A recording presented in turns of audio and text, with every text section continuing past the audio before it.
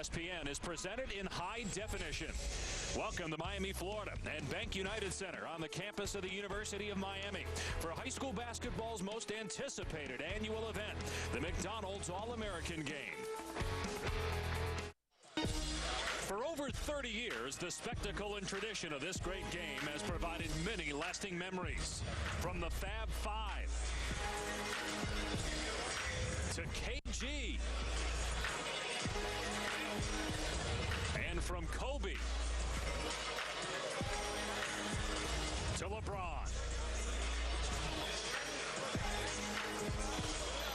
Tonight, the class of 2009 looks to add to that tradition and write the next chapter in high school basketball's most storied event. It's the McDonald's High School All-American Game. Next.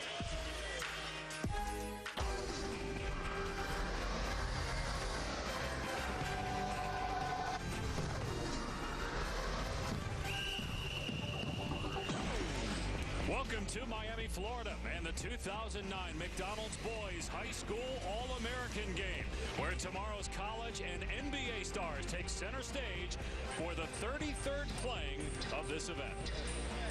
Hi, everyone, with Len Elmore. I'm Dave Pash. Len, you played at Maryland in the NBA, in the ABA. As you start to project and you look at these kids, what stands out to you about this group? Well, first of all, when you take a look at the alumni list and recognize all the illustrious luminaries that have been on it, you know, these kids are a part of it, picked from thousands of other kids. These are the elite, and 95% of them go on to play Division I basketball. But for this particular class, what knocks me out is the talent in the front line, the big guys with the talent that they're capable of doing so many things, whether it's fundamentally sound down low, able to step outside and shoot it. There are a lot of good big guys here, not to mention the good guards as well. And speaking of the big guys, DeMarcus Cousins featured in our Star Watch along with Xavier Henry. And what's also interesting about these two players, their future in limbo because of John Calipari's move from Memphis to Kentucky. Well, it's amazing how the dominoes fall. The impact of Calipari's departure from Memphis has really caught up Henry as well as Cousins. Henry signed a letter of intent, and Cousins verbally committed, but they've been pretty mum on camera for this decision, but they're looking probably to avoid the distractions that this has created. Yeah, neither player, Len, wanted to talk about their future on camera, but they did both speak with Quint Kesnick this morning. Quint has that story. Yeah, I spent the morning talking to both athletes. They both seemed overwhelmed and distracted by the events of this week, but both have fallback positions. If you take a look at Xavier Henry, he signed a national letter of intent, yes, but there was a clause in it that permits him to leave Memphis if Coach Calipari were to take another job. He said he's eager to return home, discuss things with his parents, and reopen the recruiting process. Now, DeMarcus Cousins, he is only given a verbal to Memphis, so he is absolutely completely free to shop around. The most interesting tidbit this morning, he lists Kentucky right now as his #1 choice. Very interesting. Seems like he wants to play for John Calipari, wherever that may be, Dave. All right, Quint, Henry, Cousins, and many more future stars will be on display next in the 2009 McDonald's All-American Game, coming up from Miami.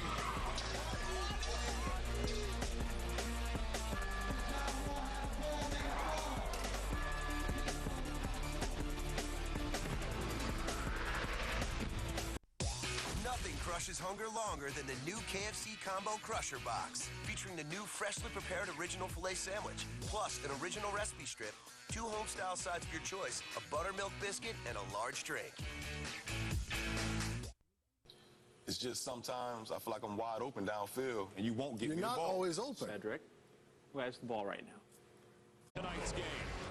For the West team, Abdul Gaddy, who's going to Washington, Xavier Bradley to Texas, the aforementioned Xavier Henry, along with John Henson, who's headed to North Carolina, and Renardo Sidney Jr. 3 juniors taking part in the starting 5 for the West. Sidney will go to USC.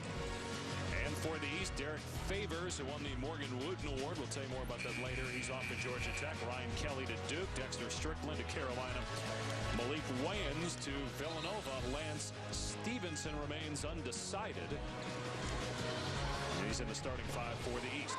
We're interactive tonight on ESPN. What does that mean? Well, along with enjoying a great game, we want you, the viewer, to get involved. And how can you do that? We want to encourage you to provide viewer comments and vote on instant polls. To interact, just go to ESPN.com. Search All-American. Once there, you can comment on .com, vote on polls, and text message HOOPS to 43776 on your mobile phone. Standard rates apply.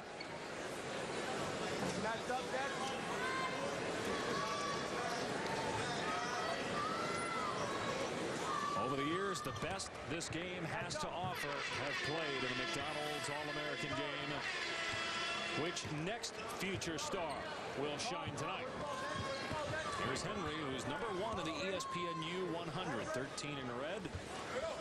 And you talked about it, Len, signing with Memphis during the early period. The only schools that he visited, Memphis and Kansas, as Avery Bradley comes up with the first basket. Well, as everybody knows, players these days, and it's gone back to the days I played, you're signing because you develop an affinity for the coach. Lance Stevenson with the basket.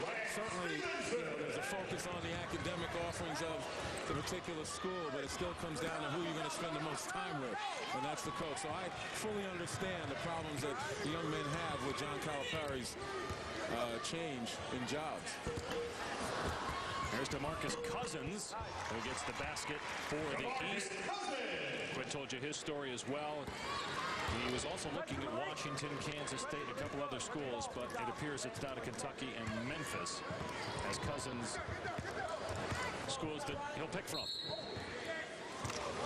And when he makes a decision, the team is going to get a big man who truly understands how to play inside.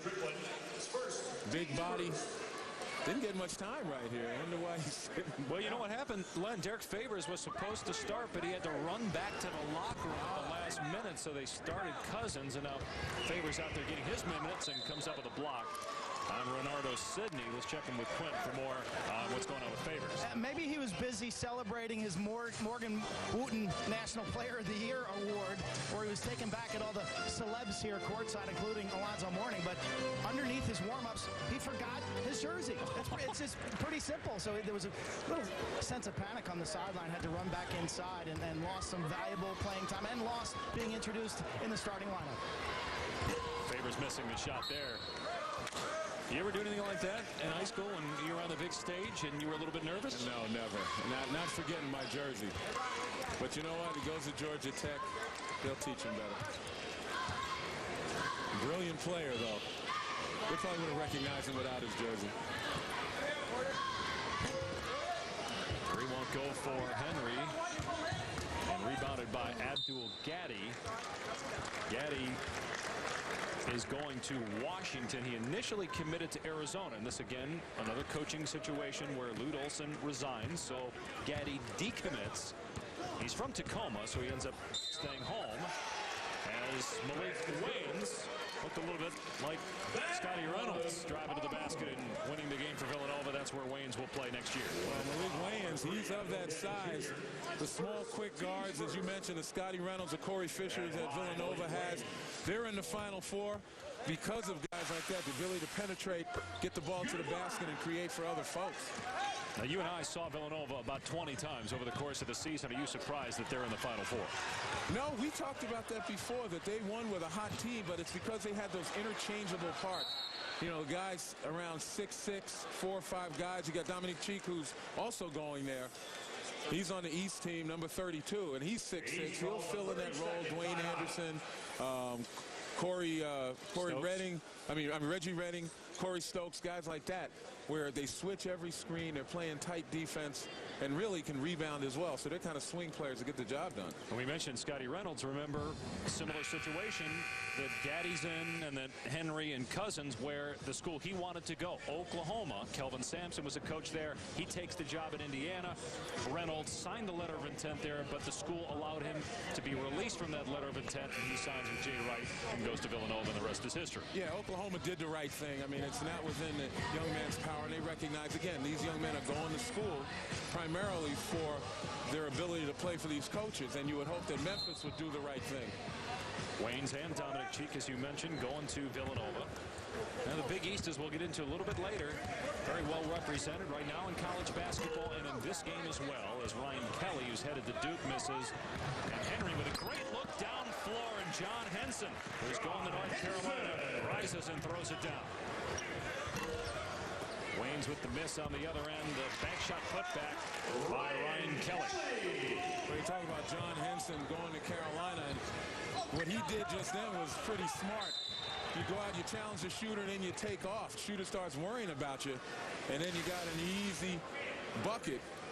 right there on the rebound as you take off. Not necessarily cherry picking. It's good defense and smart play. And this is what I mean by the big guys. They fully understand how to play out there. Good coaching, and that's the thing I think we got to watch. The level of coaching now has started to improve over the last couple of years. You know, the foul was on Gaddy. There was one nugget about John Henson that nobody knew. I don't even know if you knew it, Len, until today, but he's a distant relative of Len Elmore. You didn't know that today, did you? No, I didn't. On my mother's side. That's why you better get it done like that. He did. There you go, cousin Elmore. Going to throw it down for you, his second jam. And boy, he is long and he runs the floor. He fits perfectly in that Carolina scheme. John Henson entered high school in Odessa, Florida as a guard. Well, that's what I mean. 6'10". We talked about the big guys, and I said the thing that impresses me is their skill level. And you look at that, handling the ball on the break, taking it all the way. Probably have to put a little weight on him. I'm sure Roy Williams and, you know, the training table at Carolina will do that. But you can definitely see he's got the skill to play both inside and out. Body type similar to Brandon Wright, who was a McDonald's All-American and went to North Carolina. Good observation. I thought you were going to say similar to me, and not even close, bro. Well, maybe 20 years ago, but now. No, not even 20 years ago. I was always in the 230 range. You had a pretty good class. McDonald's All-American game was not around when you were in high school, as Andrew Gaddy scores, but Bill Walton was in your class.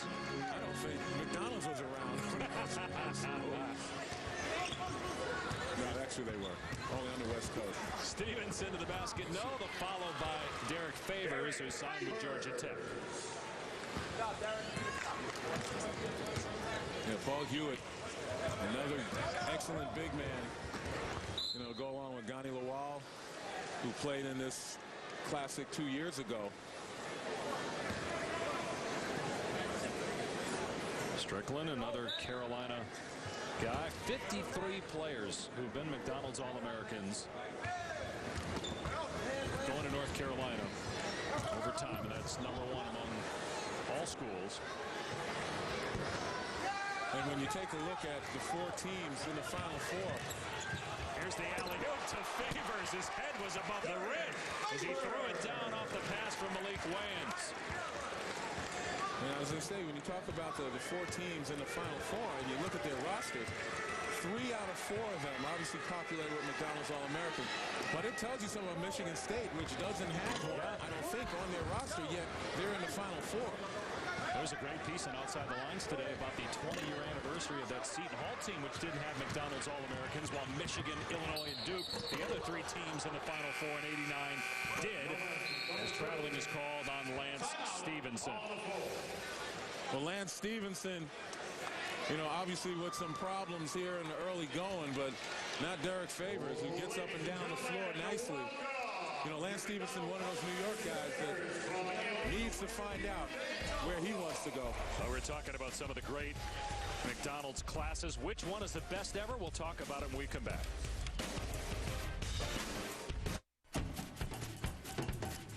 McDonald's high school All-Americans from the previous 31 games. Isaiah, Ralph Sampson, of course, Michael Jordan,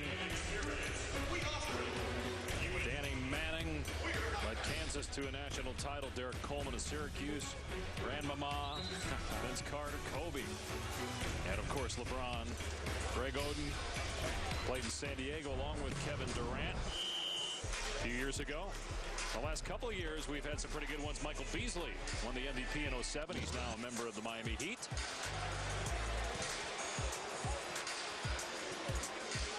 Last year, Tyreek Evans. All ties back together with Memphis somehow. And was it 79 with Sampson and Dominique Wilkins and Worthy? The 88 group included Alonzo Mourning, who's here tonight. 95 with KG, Pierce, now teammates with the Celtics. Or the 2007 class with Blake Griffin, Mayo, Rose, Love, and Beasley. That's our first poll question of the night. Which is the greatest McDonald's All-American class ever? Len, which one do you think? You can log on to ESPN.com, by the way, search Interactive. Well, it depends on where you're going to deploy them. You know, if you're going to look at what they're doing now or what they have done in the past. Obviously, you know, the last two classes, or the first two classes, I should say, you got a bunch of Hall of Famers and potential Hall of Famers on that roster. But the most recent class 2 years ago, you know, they have some guys that could possibly be there in 10 years. We'll be talking about them the same way we're talking about Isaiah Thomas, Sampson, and the rest of them. How about that? There's a 300-pounder, Tiny Gallon from Oklahoma, or who's going to Oklahoma. He's from Texas, hitting that three. And there were reports today on ESPN that Jeff Capel's name being linked to the Arizona job. So what happens to Gallon and the other Oklahoma recruits? We've got another McDonald's All-American who's going to Oklahoma. And again, you talk about Mason Griffin. You're talking about 300-pounders started to lead the break on that end, even though they didn't finish. DeMarcus Cousins finished. But Keith Gallon, 6'9", almost 300 pounds, handling the ball, running the floor. And again, I talked about at the beginning of the telecast, the big guys out here are showing such athleticism and skill. Cousins had it taken away by Travis Ware. Gallon showed his range. Now doing what he does best. Although in games like this, because they're so guard dominated, you know, the guards will push at 94 feet. The big guys got to be careful now that they don't get caught free throw line to free throw line. You know, they got to run the full floor to keep up with the guards. Gallon has 5 points.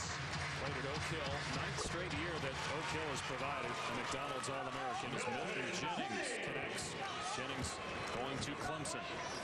Yeah, Milton Jennings, very impressive young man. You talk to him, he's more than just about basketball. Basket by Travis Ware. Actually, you talk about Jennings. He wants my job, man. He came over and told you that. Yeah, no, he'll have it because by the time he's ready for it, I'll be retired somewhere here in Miami. But he definitely has an eye on being a broadcaster when his career is over, whenever that is, which might be a long, long time. Plumlee, great pass from Travis Ware. That's North Carolina to Duke. Ware to Plumlee. That's where they're headed next year. That might be the last time you see that and hear that this year. In fact, Travis is not the only Ware going to North Carolina. His twin brother David going to Carolina as well, and both playing in this game. As Alex Oriaki, who is signed with Connecticut, is fouled. Well, you look at Peyton Siva from the Seattle area on the push. And this is what happens. A lot of the big guys have been kind of trailing the play, and the ball turns around and they're going the other way. But it gives the guards a chance to really show their stuff. And right there, big man to big man on the run. Alex Oriaki, a 6'9" center, Lowell, Massachusetts.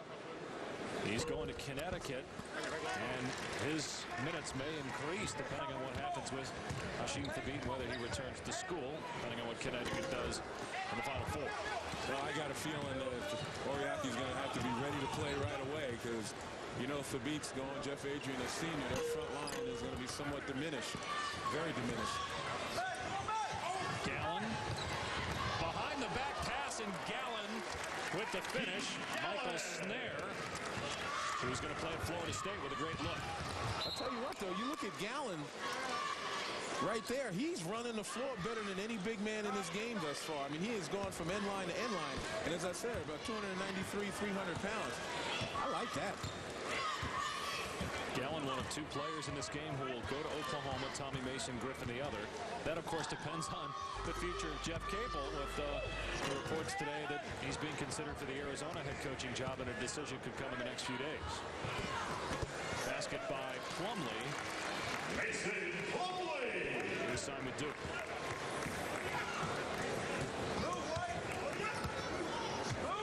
Gallon, the leading scorer, with 7 points on 3 of 4 shooting for the West squad, which has a 3-point lead.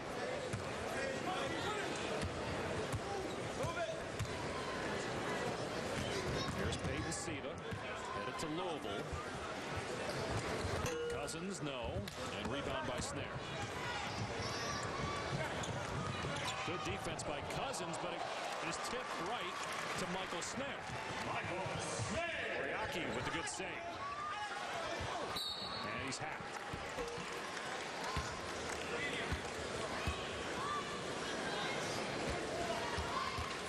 We get a timeout on the floor. The West leading by 5. We've seen some great dunks in this game. We'll show you the best dunks from Monday and the Jam Fest when we return. return to Miami, Florida.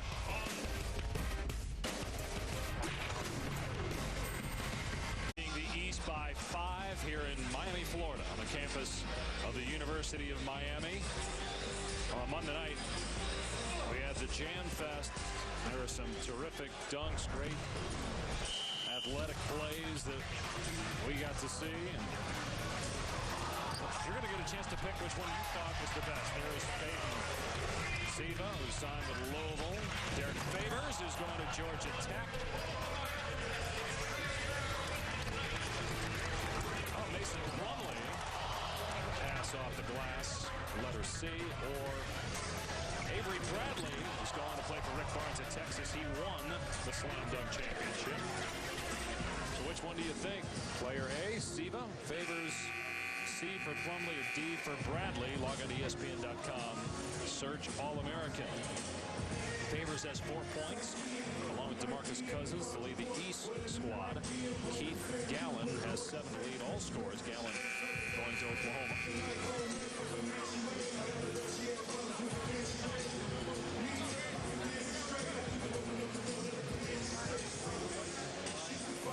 Alex Oriaki will be at the free throw line, his second trip there.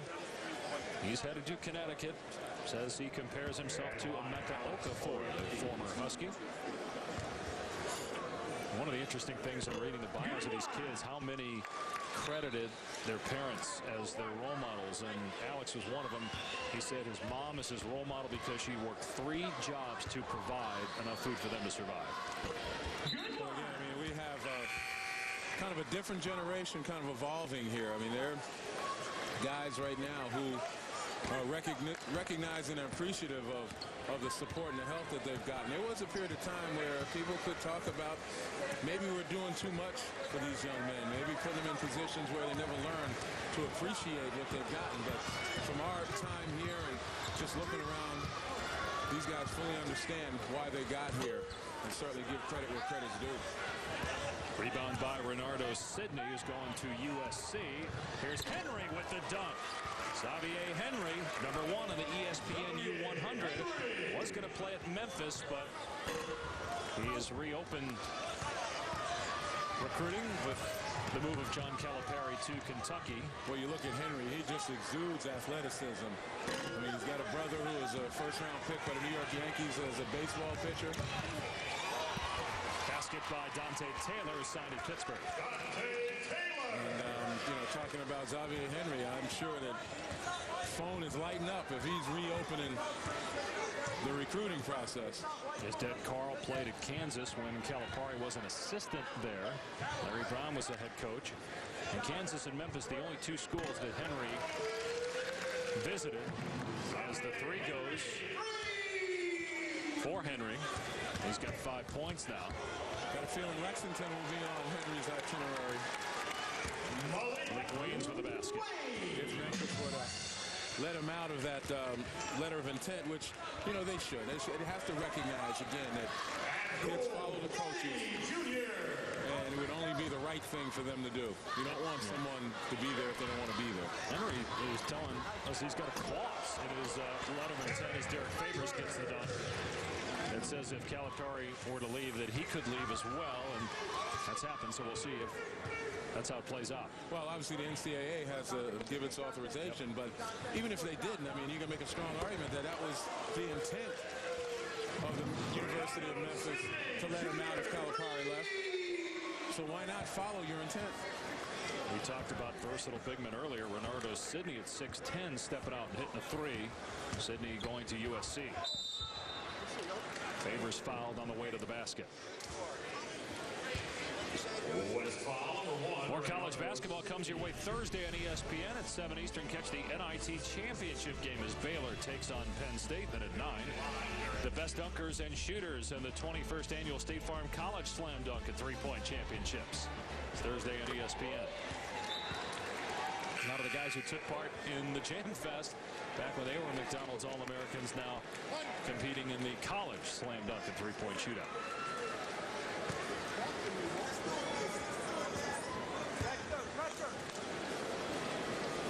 And just to follow up, we were talking about Henry. You mentioned Kentucky as a possible destination. The only issue for the Kentucky is, do they have enough scholarships? If certain players either transfer or either get out of their commitment in the case of Henry, or Cousins just makes the announcement that he's going to sign with Kentucky, considering that he only verbal to Memphis. Well, I'll tell you what, you're going to see a situation there that may be a bit distasteful, where, you know, we all know that scholarships are one-year renewables, and each year they have to be reviewed, and the university has an opportunity to drop scholarships if they so choose, and you wouldn't want to see that happen to people who are, just by virtue of the fact that there's a new coach, would ultimately lose their scholarships, but we'll see. 3 goes for Dominic Cheek, who's going to Villanova. Of course, if Patrick Patterson and Jody Meeks go to the NBA, that would open up a couple. Well, Patterson indicated that he wanted to stay, at least the last that I've read. And they're going to call a foul here on Lance Stevenson, who, along with Cousins, is undecided on his collegiate choice. Len Elmore, Quinn Kesnick, I'm Dave Pash here in Miami, the 32nd McDonald's All-American game. A 2 by Bradley, so the slam dunk champ showing off his outside game. Bradley going to Texas. And showing that outside game, the perfect replacement for A.J. Abrams, a guy that Texas really balanced their offense on this year. Xavier Henry, no. And rebounded by Dante Taylor. Good look ahead to Dominic Cheek for the chance. 5 points now for Cheek from Jersey City, New Jersey. Going to Villanova. Henry couldn't get it to drop. Renardo Sidney had no problem with that. We've seen Sidney shoot the outside jumper. We've seen him now offensive rebound and finish with a flourish. Just showing you the talent and the versatility inside. Take a look at Sidney leading the break. And that was Xavier Henry. We talk about him exuding that athleticism. And then a nice job there by Avery Bradley on the finish. And Bradley returns the favor to his teammates. So a great start on the court. It was also a great week off the court as the boys visited the Ronald McDonald House here in Miami. That story next. The NBA with more on Ronald McDonald House. Let's check in with Quinn Kesnick. Thanks, Dave. We're joined by Marty Coyne, Ronald McDonald House Charities President and CEO. Marty, why is this week of activity so important to the Ronald McDonald House Charities? This game tonight will raise over $800,000 for Ronald McDonald House Charities of South Florida. And I want to thank the McDonald's owner-operators, our sponsors, and McDonald's Corporation for making this game such a success. Earlier in the week, the players visited a Ronald McDonald House. What impact did they have on the youngsters there? Oh, it's a great amount of impact. One of our goals is to teach volunteerism and giving back to the community, and by going to the Ronald McDonald House, it tells them what it's all about. Marty, thank you. Thank you. Dave. It's always great for the kids to get an opportunity to give back to their community, as well as doing it down here in Florida. If you look at the greatest McDonald's All-American classes, these are just 4 we picked out for you to choose from, either 79, 88, 1995, or 2007. You see some of the names that represented those classes, and 50% almost of the 4,600 plus who voted picked the 1995 KG Pierce Vince Carter class. Well, it may reflect the age range of our audience, and also what's your end game? I mean, if you're talking about absolute talent, I think you can look at the guys in the 95 class, but also look at the guys in the 79 class going forward. But 2007, the jury has to still be out because these guys are just getting started on the collegiate level, and a couple are in the NBA. I don't know if it was the age, because then you had 29% pick the 77 group. That came in second. Well, they know who's on the Hall of Fame list. Well, they probably don't remember, the 79 group, excuse me, a lot of them probably don't remember Billy Owens, who's been out of the NBA for a while, but was a great high school player. And went to Syracuse, and as a high draft pick, didn't exactly pan out in the NBA. Obviously, Lonzo Mourning did, and he's here tonight as Keith Gallen is fouled. And we'll go to the free throw line. Oriaki picking up the foul. Gallen headed to Oklahoma. But if you just keep it in perspective as high school players and what they're capable of doing, you know, going forward, I think that you couldn't go wrong with any of those teams.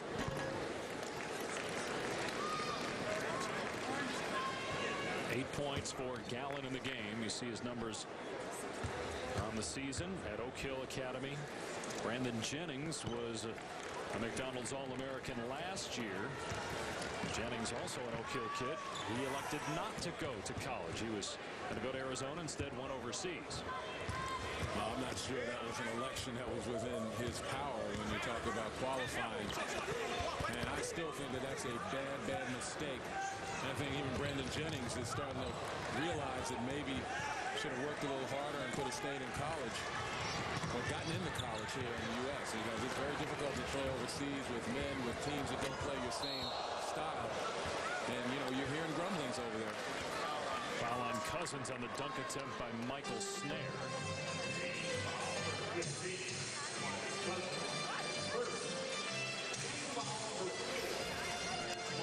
Take a look again. Everybody got a little flair. Tommy Mason Griffin with the no look. And Snare, just an outstanding athlete, as you can see. He's going to Florida State from California. They got him listed at 6'5". I think that's a little bit generous, but you know, Snare can replicate anything close to what Tony Douglas was able to do at Florida State. Maybe they don't miss too much of a beat. Snare commits a foul and a three-point shot by Kenny Boynton. Now, you know, Leonard Hamilton would be all over him for that. Leonard Hamilton, who coached here in Miami, kind of got them on the map and did an outstanding job this year. Coach of the year in the ACC. Got his team into the NCAA tournament for the first time in a long time. And again, we talk about Tony Douglas, who's an outstanding player in the ACC. Meanwhile, Kenny Boynton headed to Florida. Scored 61 points in the game. He is Florida's third all-time leading scorer. That's our ESPN Rise player profile. ESPN Rise, the authority in high school sports. Check it out at ESPNRise.com. Yeah, it'd be nice to see he and Nick Calathis in the backcourt of Florida. Definitely going to improve, you know, their fortunes. Boynton grew up about 30 miles from Bank United Center. They didn't want to leave the state of Florida. Cousins able to get the handle and throw it down. DeMarcus Cousins, who remains undecided after verbally committing to Memphis. Now it looks like Kentucky or Memphis in the mix as Cousins gets the steal. As John Calipari leaving for Kentucky from Memphis. ESPN is your NBA destination on Friday night. First at 8 Eastern. Perhaps a look at the Eastern Conference Finals. Cavs and Magic, maybe? 7:30 Eastern, ESPN. Starting with key NBA shoot-around. And then at 10:30, it's the Lakers against the Rockets. Basket by Michael Snare. Now Kevin Garnett, former McDonald's All-American, shut down for the next few games. Doc Rivers says he'll likely come back for the last 2 or 3 regular season games prior to the playoffs. And goaltending called on Oriaki. So basket by John Henson, who's going to North Carolina. That's 6 points now for Henson.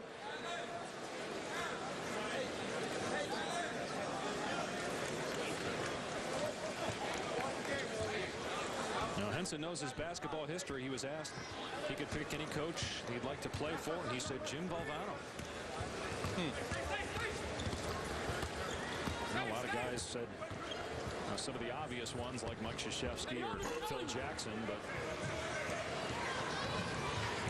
it's a name from the past as Gallen takes it all the way and stuffs it. How about the athletic ability of this 6'9" center? Is almost 300 pounds. He's got 11 points. Yeah, as we mentioned earlier in this half, putting it on the floor, running the floor.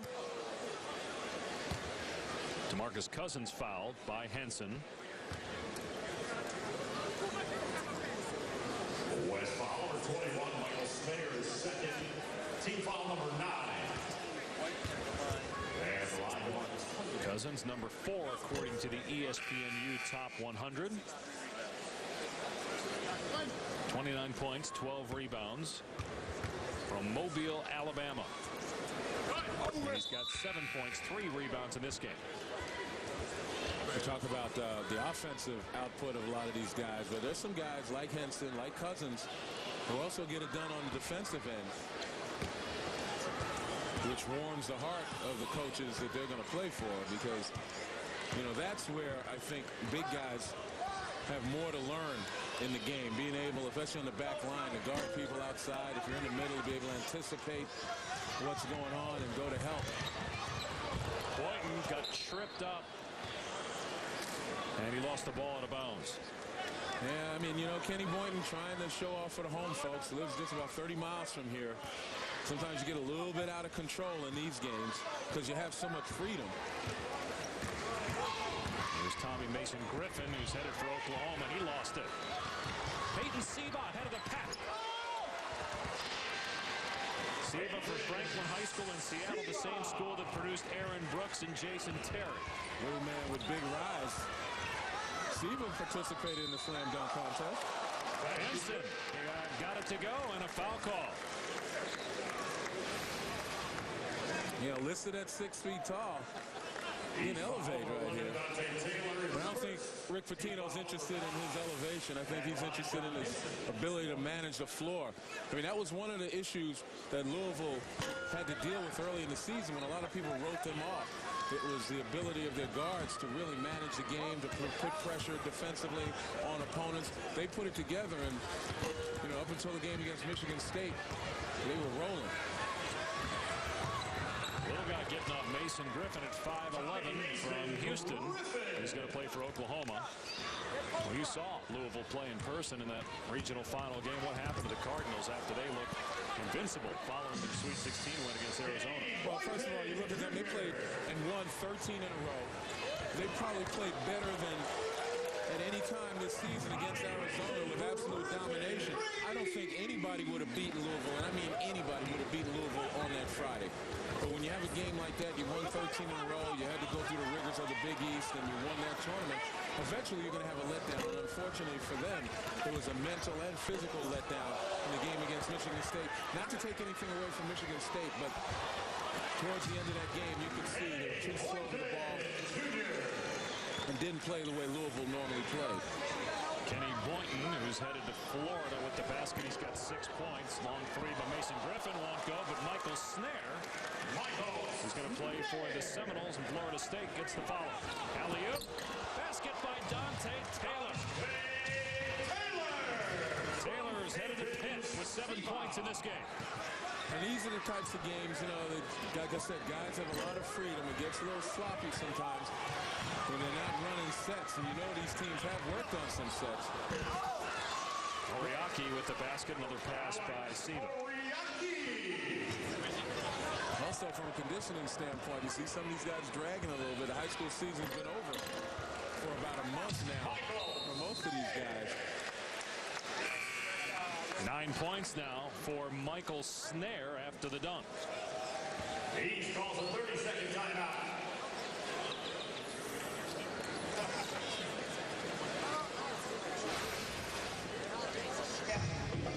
Again, outstanding athleticism of Snare. That's one of the things that a lot of folks have been talking about. And we talked about Seba. And Louisville interested in his guard managing, his floor management skills as much as that elevation. And then Mason Griffin at 5'11". Didn't quite get the dunk, though. Yeah, maybe he's a little tired. We've had a lot of up and down action here. Quinn Kesnick has more of that. Yeah, how do you get tired, Len, without playing defense? I mean, these guys going up and down the court. As you said, they've been through a lot this week in terms of the activities that McDonald's puts them through. But seeing some guys huffing and puffing, actually looking to come out in an all-star game, which is absolutely unheard of. Well, I'll tell you what, really, again, their season's been over, so they haven't had the intense conditioning that they normally would. They'll get back to it and moving into, you know, the summertime, knowing that when they get to school, they're going to want to put their best foot forward. But right now, this is about fun. I'm sure they've taken time off, and not everybody's in tip-top shape.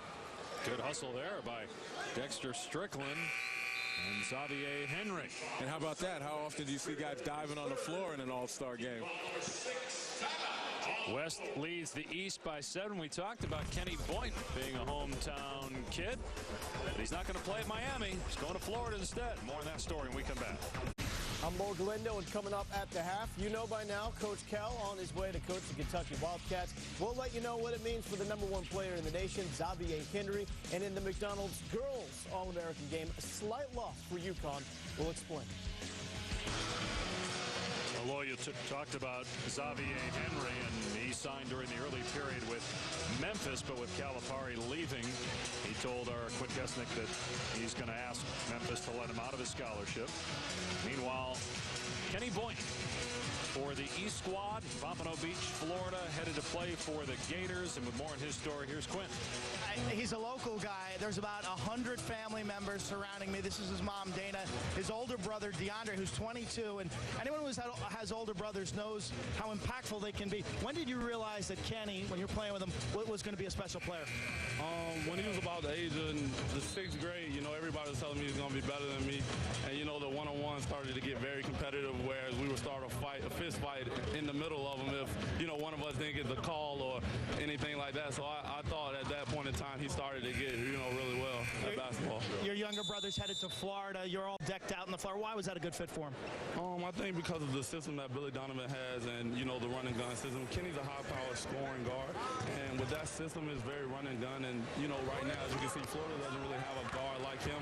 But, you know, they just lost Nick Calazans to the draft, so, you know, it should be interesting to see what he does next year. Pompano Beach, about 30 miles away. You guys, 100 people here. Describe the family pride that exists for Kenny. As we were growing up, our family always supported us in everything we did. And, you know, we wanted to, you know, make sure that we showed them love as we came to the game. And, you know, everybody from the community came out to support him. So, you know, it's a big thing. And he knows that we're all here. So I think he's pretty hyped. He is hyped. He's been a big story this week in the newspapers, Dave. Well, Boynton compares himself to Stephen Curry. It's interesting that now we're at the point where, because of the opportunities to play on national TV, great players like Stephen Curry are being looked at as role models in terms of basketball for guys like Kenny Boynton. Well, again, Boynton could be the man, or certainly, as I mentioned earlier, if Calazans comes back, you know, that's a nice duo to have in the backcourt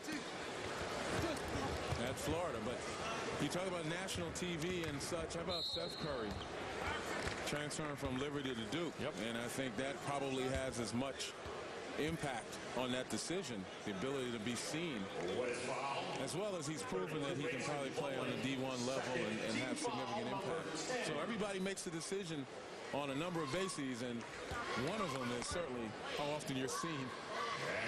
And also reports that Richie McKay is leaving Liberty to go assist Tony Bennett at Virginia. Leading scorer for the West is Keith Gallen, who's going to Oklahoma. 3 players with 7 points for the East. Derrick Favors headed for Georgia Tech. Dante Taylor to Pitt, and DeMarcus Cousins, who remains undecided in the wake of John Calipari's decision to take the head coaching job at Kentucky. Cousins had previously verbally committed to Memphis. Saw Cousins take a slip there on the decal. I think folks have got to be kind of wary when you have those decals pasted on the floor. They can get slippery with perspiration. The NCAA opted to paint their decals on when it was seen that a lot of guys were slipping and the potential for injury.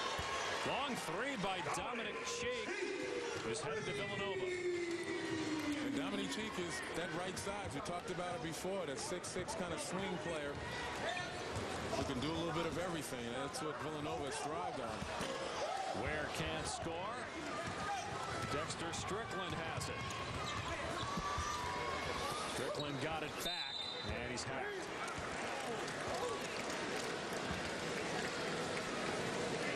Look at poll question number 2, and the best dunk from Monday's Jam Fest. 38% of you said Mason Plumlee on the assist off the glass. And Peyton Siva came in 2nd place. Avery Bradley came in last, and he won the dunk competition. And that's the Plumlee dunk.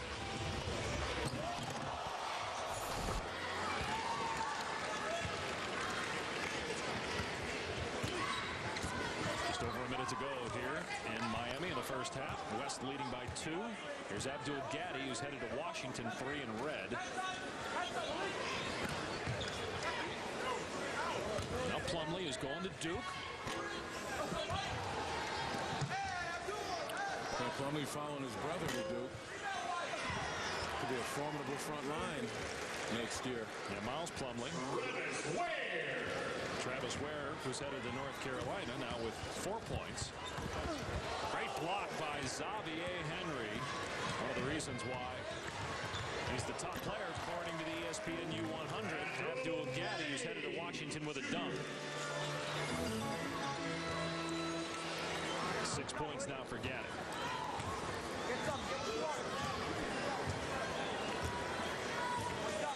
Here's Malik Waynes going to Villanova.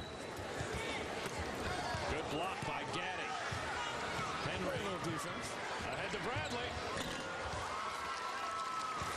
Avery Bradley is signed with Texas. Has 6 points. 2 seconds to go in the half. And that'll do it for an entertaining first stanza here in Miami. 63, the East, 55. Some impressive dunks, some hot shooting as well. 118 total points in this first half. Here on the campus of the University of Miami, the West leading by 8. Keith Gallen, who's headed to Oklahoma, the leading scorer with 11 points. And Len, we saw it all in that first half, especially a lot of what you touched on at the top of the telecast, the versatile big men. Yeah, we have guys that are able to shoot the ball from outside. We saw Sidney do that, run the floor. Gallen is a guy who is absolutely impressive with his size to be able to go inline to inline. Let's take a look at some of our first half highlights from a very exciting first stanza here in Miami. Well, again, this has all been about fast breaks. You see Henson right there. But what it comes down to is in these kinds of games, you can't take too much out of it. Guys are showing some skills. Point guards like Malik Waynes, Peyton Siva. These guys are moving the ball, delivering it, distributing it. And the big guys, as we mentioned, getting it done, showing their versatility and athleticism.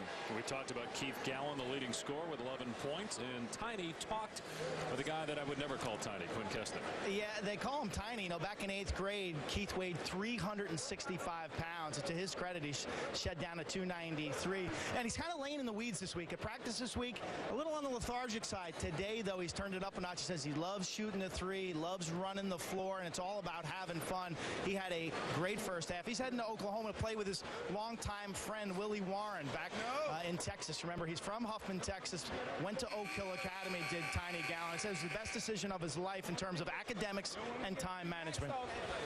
25th McDonald's All-American, Quinn, from Oak Hill. That's the most among all schools. Keith Gallen had 11. Michael Snare was going to Florida State with 9. John Henson, Len's distant cousin, had 8. And that's no April Fool in there, by the way. Dominic Cheek, you didn't even know that, Len, tonight. DeMarcus Cousins with 7. He remains undecided in the wake of John Calipari's decision to leave Memphis for Kentucky. And also in limbo, the #1 player, according to the ESPN U100, Xavier Henry, says he wants out of his letter of intent. And will it be Kansas? Will it be Kentucky or somewhere else for Xavier Henry?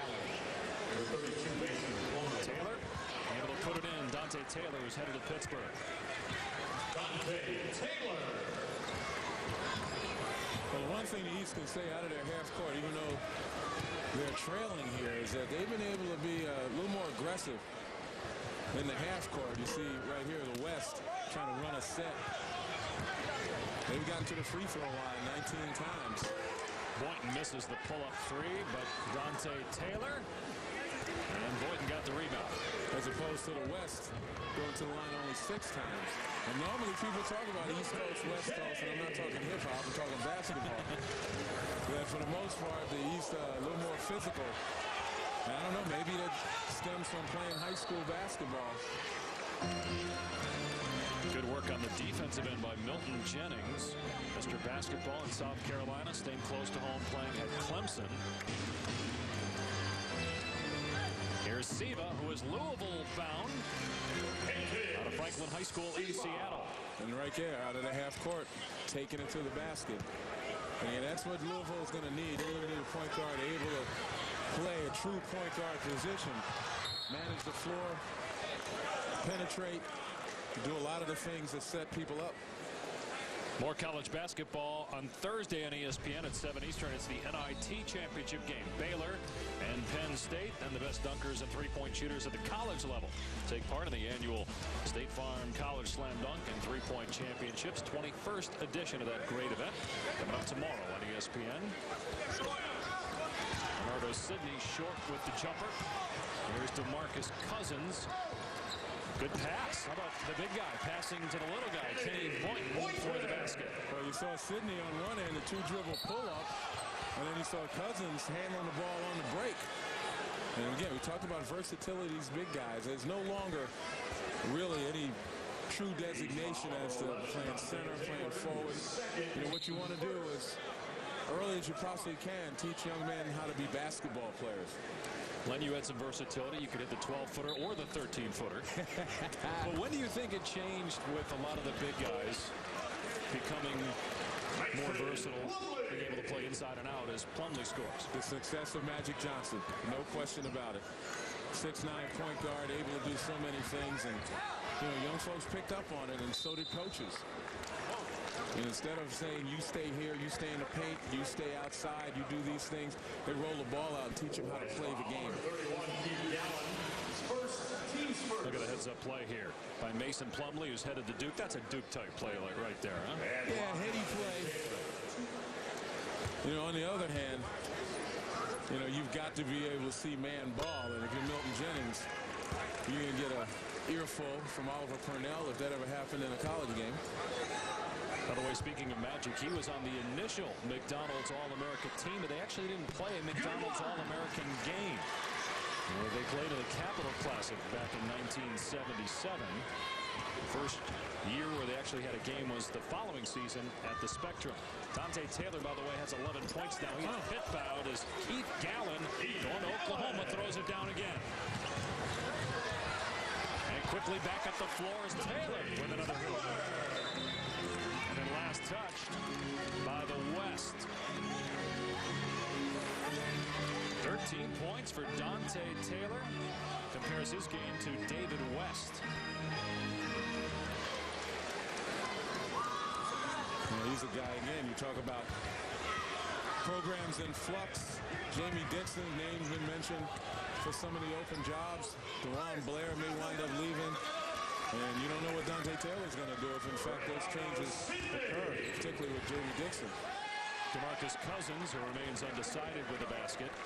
And the same potentially goes for the guy who was the leading scorer at halftime, Keith Gallen, and was set to go to Oklahoma, but reports that Jeff Capel's name is being highly considered for that Arizona job. Now, that's some pretty good defense right there. Snair accepting the challenge, but Boynton would not be denied.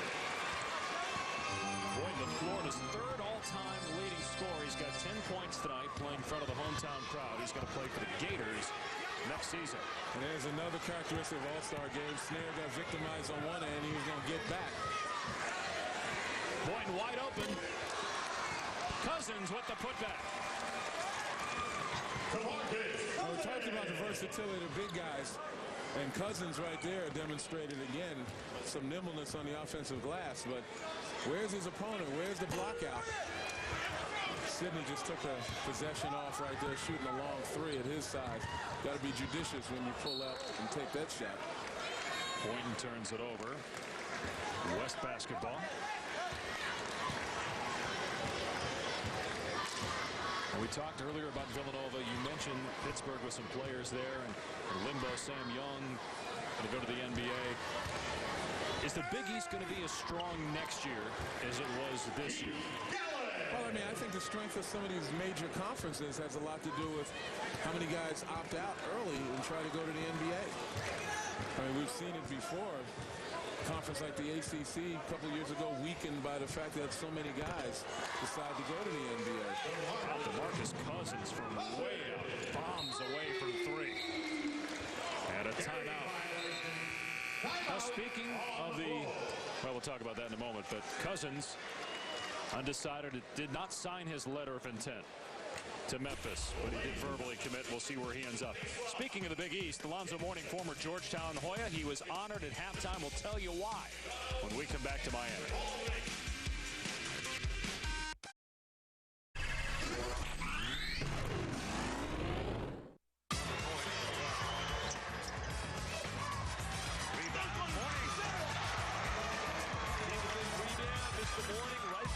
Is that a thoroughbred? Is Georgetown going to be good? Look at the svelte Alonzo Mourning back from his time as a McDonald's All-American before heading to Georgetown. He is standing by right now with Quinn Kessner. Well, quite a week for Alonzo Mourning, who had his Miami Heat jersey retired earlier in the week, and today they retired your McDonald's jersey. When you put that in perspective, describe the feelings when you see your jersey up in the rafters. Extremely grateful. I'm honored, and just let you know all the hard work, dedication that I put into the game, everything that I've done for the sport. I'm being acknowledged for it, and it's paid off. You played in this game back in 1988. What's a one memory that stands out? Well, back then we had a very solid class of guys. I think probably about 80, almost 90% of the guys that was from our class of 92, of 88. I'm sorry. Got drafted to the NBA, so it was, we had a very strong class, very competitive. Billy Owens, Sean Kemp, Christian Laettner, Stanley Roberts. It was a lot of great talent. You had the opportunity last night at the banquet to talk to these young athletes. What did you emphasize? Well, first of all, I told them to have fun, enjoy the game, and don't cheat the game. Put the time into it, improve. Sky's the limit for their potential. They'll get out of the game what they put into it. So a lot of sacrifice and putting a lot of emphasis on putting the work in. And don't expect any handouts. Go out, put the work in, and receive the accolades that you deserve based on the time you put into it. Take me back to your first year of college when you went from a high school senior to a college freshman. What's the biggest challenge that they're going to face in the next year? Well, understanding this responsibility, knowing how to balance all the responsibilities and balancing the time that you got to put into your classroom responsibilities, as well as focusing in on your responsibilities on the court. So it's a tremendous transition for a 17, 18-year-old kid. So I'm excited for them. I really am. I'm going to follow their progress, and I look forward to see some great talent come out next year in the college ranks. I'm excited for them. Really proud of them as well. And we're proud of you. Congratulations. Both jerseys, Miami Heat and McDonald's retired this week. Quite a week. Thank you. I'd love to see them play a little bit more defense. I'm a little biased when it comes to it. They're not playing any defense, Dave. Yeah, Alonzo Mourning once had 27 blocks in a high school game. Wow. You'd think they'd learn after a few of them, right? Not to come back. Lance Stevenson with a miss. Couple baskets by Derrick Favors, who is Georgia Tech bound. And Avery Bradley tripped up by Stevenson. Alonzo Mourning, great member of the Miami Heat's championship team, and who knows, maybe LeBron James will lead the Cleveland Cavaliers to an NBA championship. They may have to face the Orlando Magic in the Eastern Conference Finals. 8 Eastern on Friday night. First of 2 games for you on ESPN. Game 2, Rockets and Lakers. Wonder how Kobe Bryant feels about Alonzo Mourning's jersey being retired. Kobe wore 33 when he was a McDonald's All-American, but 33 retired tonight for Alonzo Mourning, not Kobe. I'll tell you what, Alonzo Mourning, though, Kobe's still active. Alonzo Mourning retired, but what a great ambassador of the game. His community work has been outstanding, and he's the epitome of what happens to pro athletes if you focus on self-reliance and community responsibility. You get the recognition, you get a chance to have impact on your community, and no one's doing it better than Alonzo Mourning. Meanwhile, Xavier Henry, the #1 player in the ESPN U100, has 8 points in this game. And he's really demonstrated again that athleticism and understanding the game comes from an athletic family. I mentioned before, his brother CJ was drafted by the New York Yankees, chose to come back and play basketball. And I said he's a pitcher. Actually, he's an outfielder. I guess I have pitcher on the mind. I got a son that is trying to establish himself as a pitcher in college. Playing at Princeton. Wonder if he knows that John Henson is his relative. As Lance Stevenson remains undecided. With a great move, Stevenson playing at Abe Lincoln High School in Brooklyn. Same school that produced Stephon Marbury and Sebastian Telfair.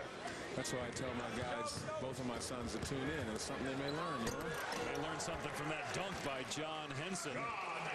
Headed to North Carolina from Odessa, Florida. He's got 10 points. And look at him going at the basket. Obviously, a little too early. As Ryan Kelly gets the opportunity on the dunk. It's a time to be aggressive and a time to wait and see what develops. And again, at Carolina, he'll learn. Can you imagine if he can develop an Ed Davis in the middle of Carolina, close off the lane, not a whole lot of layups by opponents. And Ryan Kelly going to Duke, 15th straight year with at least one McDonald's All-American for Mike Krzyzewski. Kelly right on cue with the jam. Great student. His favorite class is Advanced Placement Calculus.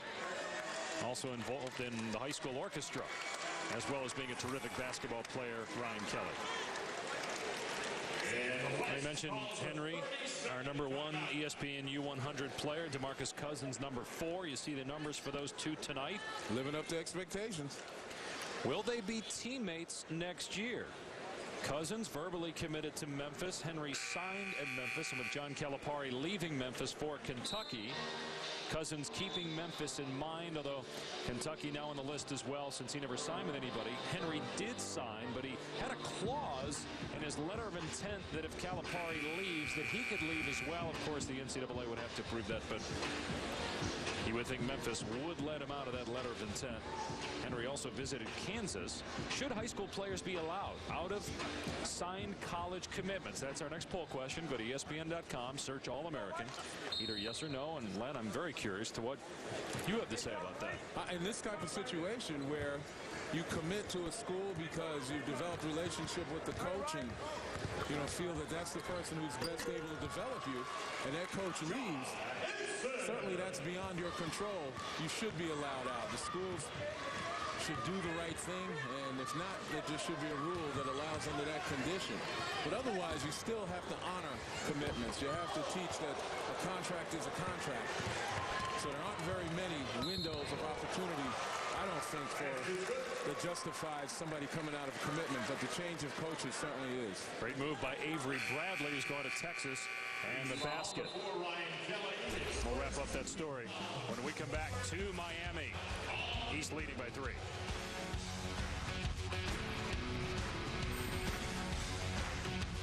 So who do you like for tonight's game? This game will be two gladiators gladiating it out. This game is going to be an angry baby, a woman scorned, a tornado inside. 3-point lead for the East back here at the 2009 McDonald's High School All-American game in Miami. We're talking about DeMarcus Cousins and Xavier Henry and what the future holds for those two players. And we also asked the nation what they thought about whether a signed player, that only applies to Henry because Cousins did not sign, he's verbally committed. 69% say that yes, they should be allowed out of signed college commitments. Yeah, my point is, again, there are certain circumstances that warrant it, and again, it comes down to if a coach changes and a young man is committed to a school and it's obvious that he committed because of the relationship with the coach, then of course that's beyond his control. But if all those things are constant and the school recruits you and you ultimately make a commitment and you sign a contract, I mean, what are we teaching if we allow kids to change their minds? When I say kids, they're now 18 years old or older. You allow people to change their minds after signing a commitment. I mean, people renegotiate contracts all the time, fine, but normally your word is your word, a contract is a contract, and that's one of the bases of our country. That's why you have contracts. So I wouldn't be too quick to let people out of contracts just because they say, oh, I'll change my mind, because that opens Pandora's box. People can come and offer people anything to make them you know, break a contract and go somewhere else. And then you have a slippery slope where you do it constantly.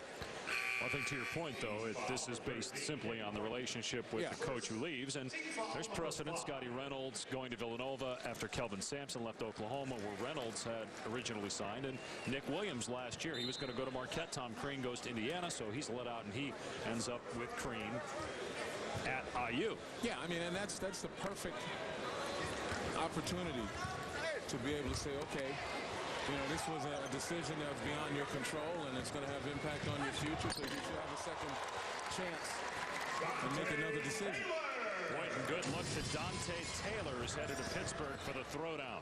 But absent those kinds of factors where, you know, circumstances are beyond the young man's control, I'm not in favor of just letting them out of contract just because, oops, one day they wake up and they change their mind for whatever reason.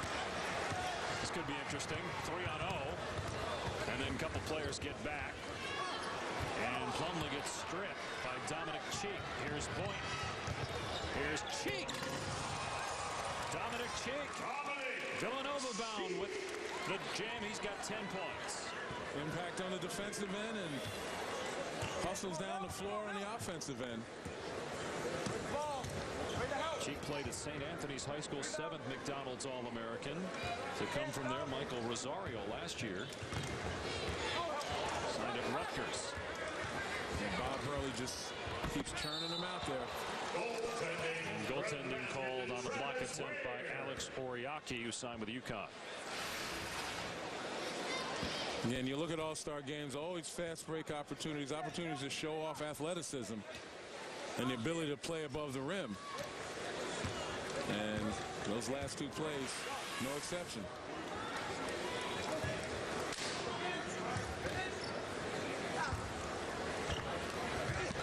Oriaki, no. Cheek is there. Puts it back in. There's a little half-court action. You don't see that often in these types of games. Guard dominated, rebound, kick it out, run the break. But good inside-out playing, good follow. Dominic Cheek, one of 2 players in this game who've committed to play for Jay Wright at Villanova. Malik Wayne's the other. Boynton almost banked in a 3. And rebound by Mason Plumlee, who's committed to Duke. Ware scoops up the loose ball. Snare with the chance. Ware to Snare for 2. Michael Snare with 13 points. He'll play at Florida State. Taylor couldn't make the layup. Bernardo Sidney, look at the big guy. He's going to USC out in transition. Mason Griffin, scheduled to play at Oklahoma, missed the 3.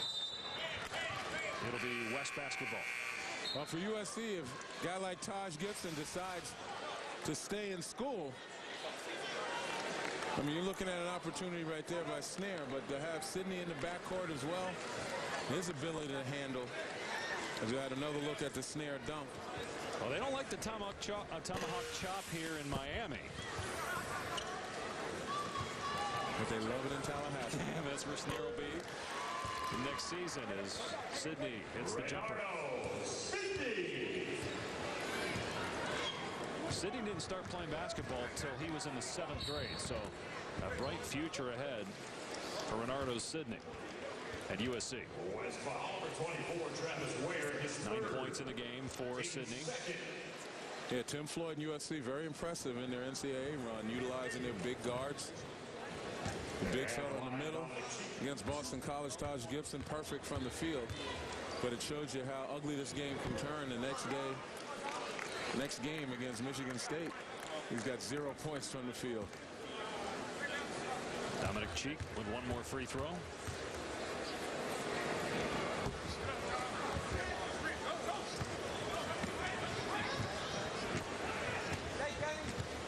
Here's Tommy Mason Griffin out of Houston. He's going to play at Oklahoma.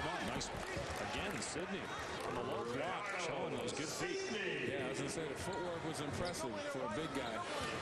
Able to turn and square up and use the backboard, which is a lost art. It's nice to see again. We talk about coaching on the high school level. High school coaching, to me, is getting better.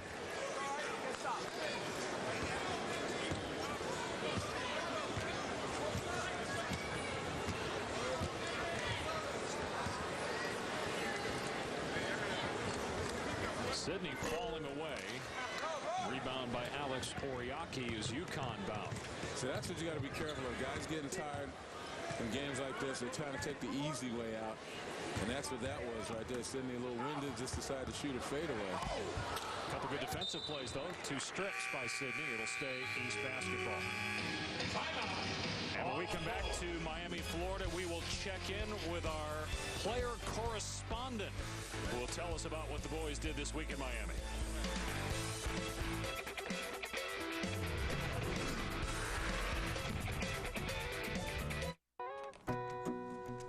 Can you check the weather? Find out what it's doing to traffic. With a delay of 21 minutes. And send your wife an alternate route? All while sipping orange juice from the carton? You can now. Introducing the Verizon Hub. The home phone, reinvented. Sunday night, Major League Baseball is back.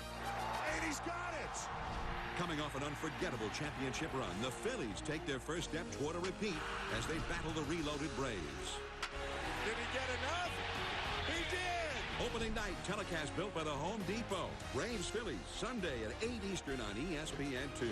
Then opening day featuring Rays-Red Sox from Fenway. One of 5 games Monday on ESPN and ESPN2.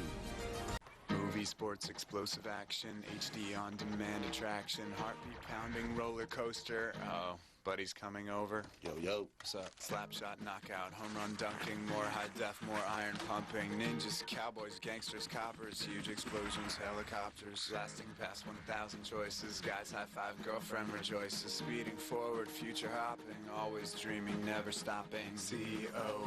COMCAST.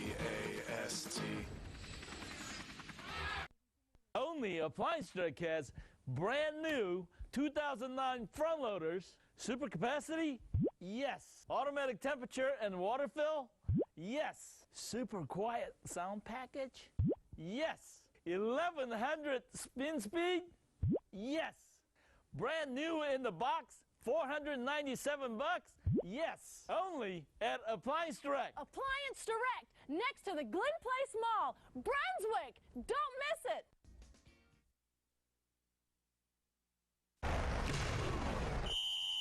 Hey y'all, Milton Jennings from Somerville, South Carolina. I'm going to Clemson University next year. I'm here participating in a McDonald's All-American game. Let me take you through some of the stuff we did this past week. On Monday, we got to go to the Sea Aquarium, one of the great things here in Miami. We visited the Dolphins, which were my favorite there. Later that night, we went to the Jam Fest, where we saw one of the greatest events, the dunk contest. I had my man Mason Plumlee winning. I thought the 6-point dunk was going to be the greatest, but he came up short at the end to Avery Bradley, which is also a good dunk and one of my favorites here. That's all, folks. I hope you enjoyed the videos that they had. Class 2009, see me at Clemsonville next year, baby. Go Tigers. 4 points in the game for Milton Jennings. The East leading the West by 1. Jennings wants to go into broadcasting, which could be trouble for Quint Kessner. He's got an analytical mind. We've had a great time spending time with you this week. Bright young student athlete. You want to get into TV. Give a TV breakdown of your game. How do you best describe your game? Well, I'm a big man that's very versatile. I can go in and out. I mostly like to play outside, though, but if I got a smaller guard, I don't mind going inside and working them. Or going outside and hitting the 3 on the big guy. Who has surprised you, whether it's a player on your team or the opposite side? Who's surprised you the most this week? Derrick Favors. It seems every time I see this guy, I've played him 3 times in AAU and whatnot, but every time I see him, he gets more impressive. I would really love to have him on my team because he's going to get triple team, which means more shots for me. And then when he's in there by himself, he's going to finish the dunk. If you could grab any of these guys and pull them to Clemson with you for Coach Oliver Purnell, who'd you like to take? Who are a couple guys you could see yourself playing alongside? Derrick Favors. I love Peyton Silva. He's a real fast guard. Gets out. I like to run the open court, and so does he. He'll find you and stuff as you see in the game today. And Ryan Kelly. I like the way he plays. He's a guy that plays just like me. He can sprint the court and go to work. Peyton Silva, 360. You're going to be playing against a lot of these guys in the ACC next week. Has there been a lot of talk? Has there been a lot of guys trying to put their foot down and make a point? We say, hey, I can't wait to see you. We're going to beat you. You're going to beat us. I got the North Carolina fans saying you'll never beat the record and stuff, which is, teenager stuff, having fun. Heading to Clemson. Congratulations. It's been awful nice spending time with you this week. Impressive student athlete right here, Milton Jennings. You can also see why he wants Peyton Siva on his team. How about that 360 layup by Siva? Yeah, he's showing off, and I think all the folks in Louisville kind of salivating at the prospect of Siva coming in and participating on that quality team that got disappointed against Michigan State this past Sunday. Take a look here, 360, recognize the defender coming in, not only avoids the D, but provides a little showtime with it. Coach was talking with Milton about his versatility on and off the floor, and Peyton Siva, another guy, like so many of these student athletes involved with so many different sports, as well as Siva being involved with drama and heavily involved in Bible study, wants to get into journalism as well. And Jennings was even talking with you, by the way, about law. And law school, yes. I mean, it's good to see these guys have a focus on future. It's nothing wrong with thinking about both a future in basketball as well as beyond basketball. And I try to tell young men all the time, you can do both. All too often you have people putting in their ear that this is all you have to do, this is the end of it. No, this is just the beginning. Not only college, but if you get fortunate enough to be an NBA player, that's still just part of your life. There's a lot left after that. And as I said before, why not focus on doing both? Because it's possible. I'm a living example of having those opportunities. He went to Harvard Law, practicing attorney as well as a college basketball analyst. ESPN leads the league in analysts who are attorneys, by the way. Well, they always say there's one attorney too many. So Jay Billis, Rod Gilmore as well. Our next poll question, when should players be eligible to play professionally? Straight out of high school, or you can vote all the way down to, I'm guessing, where you would vote, Len, after your senior season of college. You can log into ESPN.com, so All-American. Considering what I just said. But also from a basketball standpoint, you develop fundamentals. No, maybe you don't get, the big contract right off the bat if you stay too long because of this crazy culture. But in the end, the guys who stayed longest many times develop and have a longer career than some of the guys who kind of burn out because they don't have a fundamental base to develop. And right here, fundamentally sound is the big fella handling the ball, under control, going to the hole. And the rule, by the way, now is that you have to be a year removed from high school and age 19. Now, Abdul Gaddy, for example, will not turn 19 until January of his sophomore year, so he cannot enter the NBA for 2 seasons. As Cheek gets the rebound and puts it in. Keith Gallen, by the way, has 18 points now. He's headed to Oklahoma. Cheek off to Villanova and a foul out high. Cheek has 14 points tonight. And I know people use the rationale, leaving, you're denying them the right to play. Well, it is not a right to play in the NBA. It's a privilege. They choose you. You can't choose it. People say you're denying an opportunity for a job. Well, you want a job. Doesn't have to be in the NBA. You don't want to go to school, go get a job. But I don't know what kind of job you're going to get with just a high school diploma. We talked about Brandon Jennings. Now, that's one example of someone electing not to play college basketball, but going overseas for a year, and perhaps academics involved there as well. But we haven't seen what a lot of people thought would happen with this new rule where guys, instead of going to college for a year, would go play professionally overseas. It really hasn't happened. And it's just the flip side. You've heard comments from guys like Lance Stevenson. Hey, I want to be seen on the weekends. I want to be seen on ESPN. And it comes a point in time where you're out of sight, you're out of mind. Yep. Stevenson undecided on where he's going to go to school. He's considering Memphis along with St. John's, although Memphis, that might change with John Calipari leaving for Kentucky. Cheek fouled on the three-point attempt by Avery Bradley. So 3 free throws coming up for Cheek. Tomorrow night, it's the NIT Championship featuring Baylor and Penn State at 7 o'clock on ESPN. Followed by the 21st annual State Farm College Slam Dunk and Three-Point Championships. Okay, talk about Lance Stevenson, and there's a guy coming out of New York City, Abraham Lincoln High School. same school that produced Stephon Marbury. And, you know, he was a dominating player in the high school level in New York. And right now, he's kind of torn. He hasn't been able to make up his mind. Kansas has been probably as prominent as some of the other schools, Memphis, Maryland. And at some point, you're going to have to decide. I don't know, what's going to tip the scale, what's going to tip the balance. But sooner or later, he's going to have to make a decision. He's a good talent, didn't do well in the finals in New York City. Rice High School beat his school. He didn't have a good game. But all in all, people have seen the potential in Lance Stevenson. Oh, you talked about Marbury. Also, Telfair went to Abe Lincoln High School, but it's Lance Stevenson that's the school's all-time leading scorer and rebounder. Here's Keith Tiny Gallen, who's committed to Oklahoma. He's played a whale of a game. Xavier Henry can't get the follow. There's Bradley's leaping ability. They'll show that off at Texas next year. I think it was Gallen that got the tip. 20 points now for Keith Gallen, who says his favorite player is Carmelo Anthony.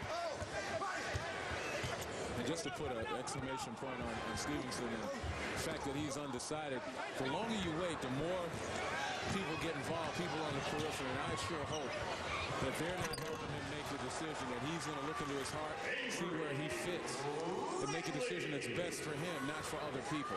And all too often we've seen that with mega high school stars. Too many people getting involved that shouldn't be.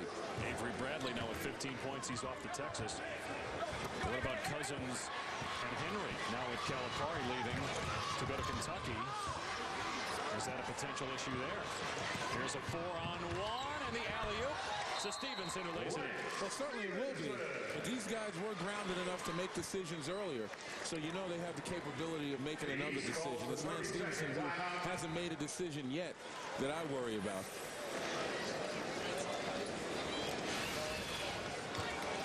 You see Stevenson right there, just gives it up. Smart play just to get it back. Nothing fancy, just a little give and continue. And he's got the size, the strength, and obviously coming from New York City, certainly has an understanding of how this game should be played. It's all about attitude, though. It's all about maturity.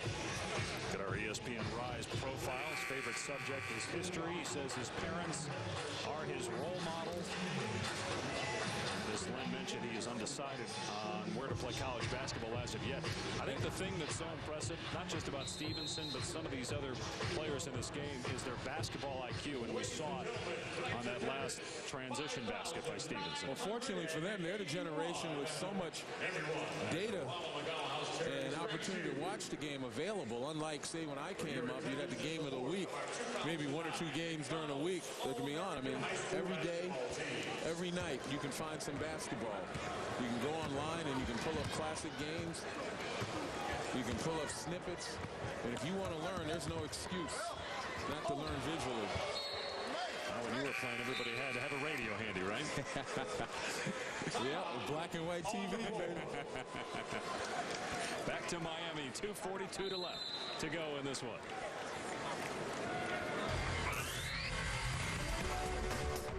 ESPN's exclusive presentation of the McDonald's Boys High School All-American Game is brought to you by McDonald's. I'm loving it.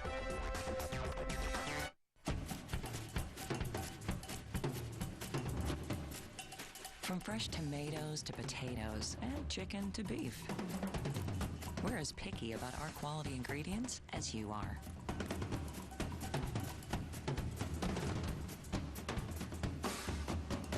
Because that's what we're made of.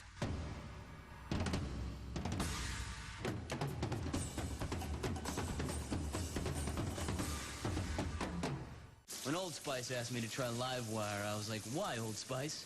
Because it's 2 things. And I'm 2 things. That's 2 thingsism.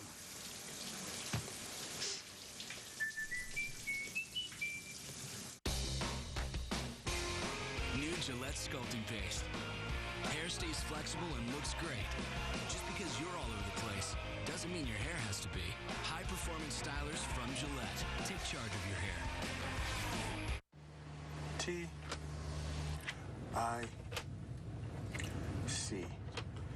Shaq-tastic. 29 points. How did you get so many Qs? Don't worry about it. My turn again. S. What do you know? Shaqtus. Rockets, Suns, tonight at 10 Eastern on ESPN.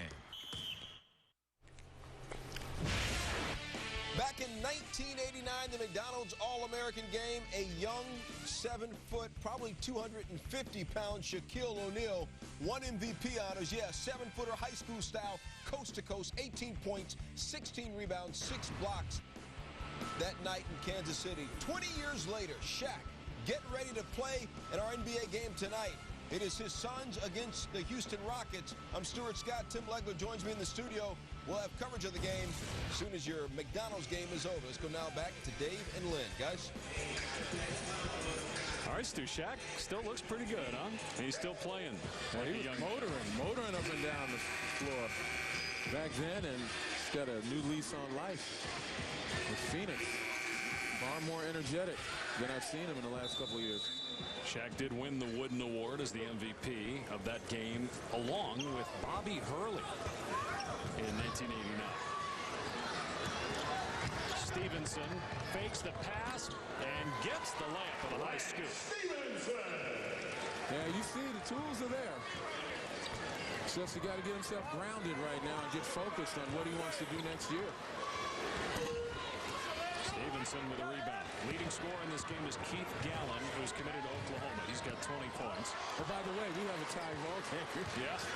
These guys are starting to recognize the competitiveness is coming out. Avery Bradley unable to hit the three. And here comes Savas, so quick. Stevenson got it. He's really come alive here in the last couple minutes. Lance Stevenson. That's New York City right there. Elevate and change your mind in the air.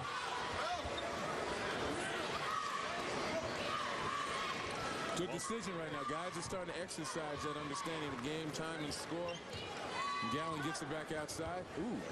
Henry knocks down a three. Xavier Henry, who signed with Memphis, but with John Calipari leaving for Kentucky, unlikely to return to that school. His father played at Kansas. That could be where Henry ends up. That's what Bill Self was hoping. And a foul inside. And that would be interesting because that's a school, I think that's what's on Lance Stevenson's list. And if Henry goes there, maybe Stevenson now has a change. Now, what do you think of the answer here? 32%. The winner of this poll question, should players be eligible to play professionally? 32% say right out of high school. Hey, you know, that's 8,143 people speaking, and I respect that. But I'll tell you what, you know, if you look at the numbers of kids who go nowhere because that option would have been available to them in the past. Now, I'm not worried about the prodigies. The prodigies will essentially find their way to the NBA, but it's the hundreds of thousands of kids that think they can do that. They stop working in middle school or even in early high school thinking that, well, I'm going to go to the NBA. I don't have to worry about grades. I don't have to worry about going to college. They don't get picked. They don't pan out. And then they're lost. And you got names down the list. You can talk about a lot of guys, and most people know who they are. That's who I worry about.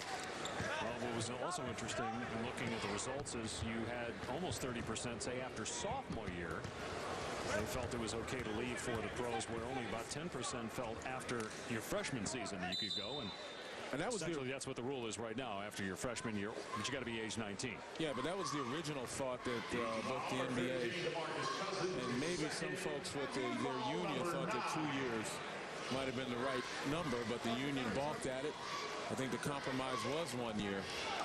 And as I said, I still don't think it's enough for development of not only as basketball players, but as people being able to handle the rigors and the complexities of playing on a professional level. Here's Henry under a minute to go. He hit a three.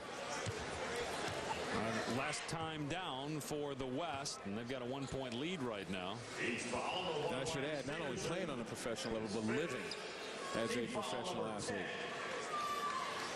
Henry going to the line. Who's your MVP right now? Do you go with Gallen? Do you go with John Henson, Lance Stevenson, Dante Taylor, or this guy? Xavier Henry, 14 points, 5 rebounds. Rebound by DeMarcus Cousins. I think it's helped his cause. They're missing the front end of the 1-and-1. The alley-oop to Derrick Favors. And the East leads by 1. And Stevenson involved in that one as well. You might want to hold off on your answer for another 30 seconds on the MVP. Depends on who wins it. West basketball trailing by a point. Stevenson just recognizes the opportunity, just a sliver of light. That's all he needed to get it to Cousins. I'm sorry, to Favors. Tommy Mason Griffin, who's committed to Oklahoma. The 3. Rebound by Cousins. And they foul him at 13.7 on the clock. And he'll remember this. Mason Griffin, you're a point guard. At that point in time, you got to break the defense down. You can't settle for that shot. You could get that shot anytime, but in a game like this, break the defense down, create something more high percentage. Only the 6th team foul. There's still a few fouls to give for the West squad. East leading by 1 as we go to the studio right now, and Stuart Scott. Thanks a lot, guys. Do or die is often used as a cliche. Doesn't really mean do or die. For the Phoenix Suns, 8 games left. 4 games out of the last playoff spot. Their game tonight on ESPN against the Houston Rockets. Let's call it do or die, guys. Well, no question. The Rockets, meanwhile, battling for the number 2 spot in the West, along with just about everybody else, other than the Lakers and the Mavericks. Looks like Dallas in that 8th spot, unless the Suns probably have to win out to get into the playoffs at this point. Well, that's what we talked about, Shaq, with that energy right now. This is essentially why they brought him there. 13.7 on the clock. The West still has a few fouls to give. That's the 17th foul.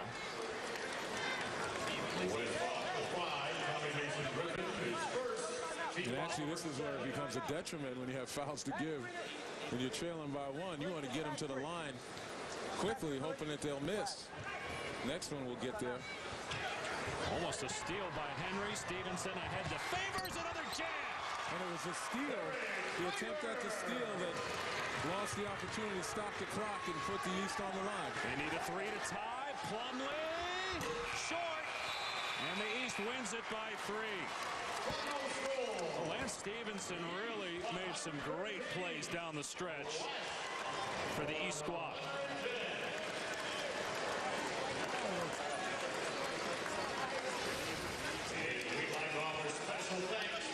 Well, it was a good look right here. You got to take it. Even though double team, not much time to do anything else but take the 3.